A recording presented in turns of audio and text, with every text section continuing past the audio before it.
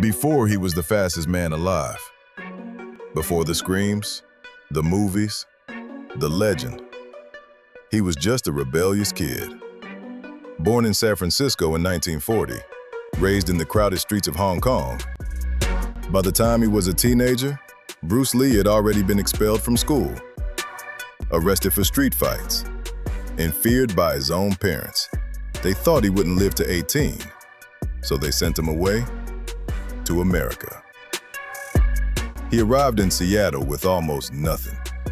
No fame, no fans, just a dream and a fire inside him.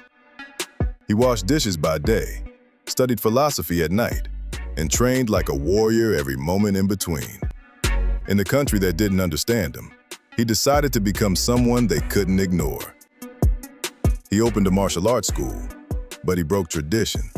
He taught everyone, black, white, Asian, anyone who wanted to learn. That made enemies.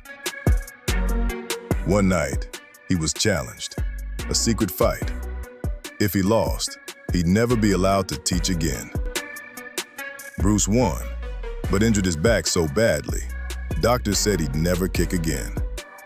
For 6 months, he couldn't walk. Most people would have quit. Bruce transformed. He studied movement, energy, philosophy. He created a new style, Jeet Kune Do, the way of the intercepting fist. He said, "Empty your mind. Be formless, shapeless, like water." He healed himself, came back stronger, but Hollywood still said no. "You're too Asian, you talk funny, you can't be the lead." So Bruce went back to Hong Kong and made his own movies.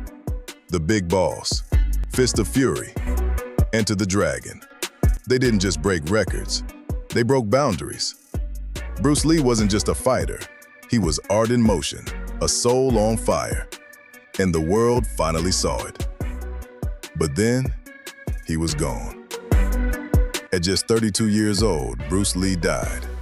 Some say it was fate. Others say the world wasn't ready.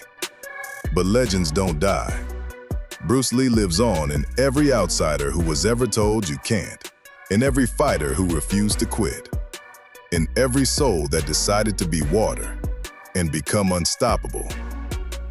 The key to immortality is first living a life worth remembering.